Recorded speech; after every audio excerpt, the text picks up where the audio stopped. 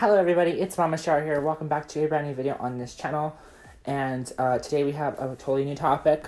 I really want to get a little bit more play around time in this video with a Charlotte video without a Starbucks drink. As you guys can tell, I'm drinking some cold frappuccino. And at this point, I think Starbucks owes me some money because I have been advertising their stuff for quite a while. And I know, I'm not sponsored, I'm just messing around with you guys. I think it's like a following meme in my channel by this time. I don't even know why nobody ever points it out, like the whole Starbucks thing. I don't know, I just try to make something funny on this channel, in other words. I just don't want to be all serious. But today's video, I want to talk to you guys about myths about hormones. So if you are beginning your hormone journey, or if you are thinking about getting into hormones, you gotta understand the differences between what the hormones does for you and what they doesn't do for you. And today I'm gonna talk to you guys about what it doesn't do for you. Okay, because there's a big difference between taking hormones at like the age of 20 and taking hormones at the age of like 13. So a lot of trans people are very fortunate for figuring out they're trans at a young age. People like me didn't figure out until we were 21 and we were towards the end of our puberty state. So everything that happened to us through puberty, our original puberty, is kind of like solidified. Testosterone is more like a puberty that like solidifies a lot of stuff, whereas estrogen is not like that. You can reverse a lot of the things that estrogen does, but you really can't reverse a lot of the things that testosterone does. Sucks, doesn't it? Myth number one would be it does not get rid of your Adam's apple or your trachea or whatever between right here. It does not make it smaller. It does not get rid of it. It stays there. Unfortunately, that is another effect that testosterone does to a body that is irreversible. All you could do is do trachea shaves, and that's literally it. Myth number two, it does not make your feet smaller. And I know a lot of people are like, oh my god, I went from size 9s to size 8s. I think in a way, hormones they do change your fat distribution. And it's not just in feminine areas, it's in everywhere of your body. So I think maybe at a point they might take away, muscles in the feet. I don't even know if that's a thing, but maybe that might be the subtle differences of between half like a size that people might see. But it does not change your bone structure. That's one thing. So if you are a trans man, you will most likely get the broader shoulders. You'll get the things that testosterone does, whereas estrogen doesn't reverse what testosterone has done, which just sucks because it can only do so much. It does not change your shoulder length unless you do like a special like routine where you kind of deprive your body of protein and you do a lot of running, I guess they could say, or a lot of I can't remember what it's called, but you do a lot of that and your body's muscles will start eating on themselves, hence you will lose muscle in your shoulder. Not exactly at that moment, but you literally have to sacrifice a lot to gain what you need to get, which is a kind of a weird thing because I don't really know exactly the whole shtick behind that, but I really do want to learn and get into that. Hormones does not change your voice. Once again, trans men, it does make your voice lower because it widens out the vocal cords.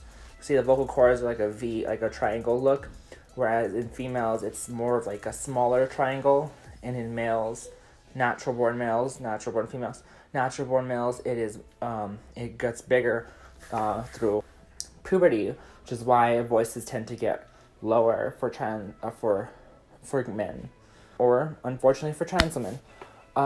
So it does not change your voice. You literally have to do that on your own. Hormones do not give you D-size cups. That right there is a very known myth because the reality is it just gives you, I think the most I've heard was B's for hormones. It's different. Once again, age gap is a big difference. If you're barely going through your puberty, your main puberty, but you're taking your hormones, your body will develop into a female because it's essentially only going through one puberty, and that puberty is from your transition. Therefore, usually people that are usually trans women that are take their hormones at an age of like 13, they won't get broad shoulders, they won't get low voices, they won't get tracheas, and or Adam's apples.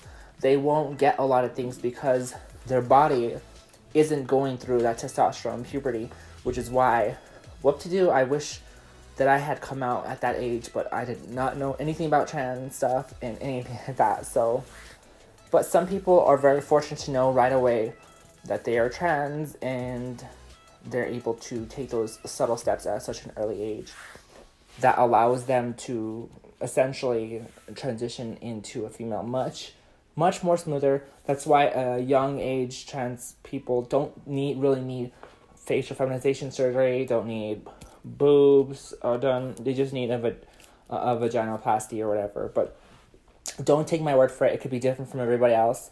Obviously, everybody has their own technical situations, so I can't sit there and say, yeah, if you take hormones at an early age, you're set for life, because sometimes it's not like that. For me, there are people that are, it's very hard for them to have to be able to pass as who they are, because the way their body was went through puberty, some because of genetics, and it's very hard, and some people are very easy. But there's a lot of myths about taking hormones and what they do to you, but at an early age, technically they do prevent testosterone puberty, so therefore your body will develop more like a female's in the long run, because you're taking it at such a young age. Whereas if you took hormones at a much later age, you already had gone through a lot of those permanent changes that testosterone does, in which now you have to really do surgical stuff to change things like that, because unfortunately it's just not the way the body works. But it's okay, it's fine. I mean, even though there's a lot of myths, there's still a lot of things you could change about yourself in surgical intervention in your life. Now, I'm not trying to encourage anybody to do this, to do surgical stuff. It's totally up to you. That's definitely a route I'm going to be taking. I'm going to be getting a breast augmentation soon. I have a consultation coming up here in less than a month, so I'm definitely excited for that. I tend to claim back what my body was supposed to have, was supposed to get, and this is just number one for me. There's a lot more surgical intervention I want to take into a part of. It's not because I'm trying to be fake, it's because I'm trying to sculpt myself into who I was supposed to be growing up. It's a personal matter, not just a physical, look at me, I have big boobs, look at me, I have a good butt, look at me, I have a good shape. It's more like, this is who I've visioned myself to be for a long time. Anyone that has a vision for themselves, no matter if you're cis or trans, it doesn't matter. You create your own body image because you are the power of your body. So, you know, whatever people have to say, whatever people complain about, if you get a nose job, if you get an ear job, if you get certain jobs, it doesn't matter what others think, because that's your image of what you see for yourself. And that was just a little bit of a motivational speech for you guys. But anyways, guys, I hope you guys did enjoy this video. If you guys did, leave it a like, show us some love, and subscribe if you guys have not become a Charlotte yet. We're so close to 3K subscribers. I want to say thank you for all the successful live streams we've had in the last couple days. Thank you so much. We're definitely going to hit that 3K mark. Hashtag 3K Charlotte strong. And let's continue to grow from there. Steamroll past 4,000, stuff like that. Our goal is 10K by the end of the year. Very unrealistic goal, but hopefully it could happen. So, but yeah. If you guys can, please ring that notification bell at the bottom if you guys want to be notified every time I upload or go live stream on YouTube. That'd be great. So, yeah. Follow my social media links. Go help me out with my GoFundMe. And if you guys want to order my book, you guys can order my book. I'm Mama Shar, and you guys want to try the tears, and I'll see you guys in the next video. Bye.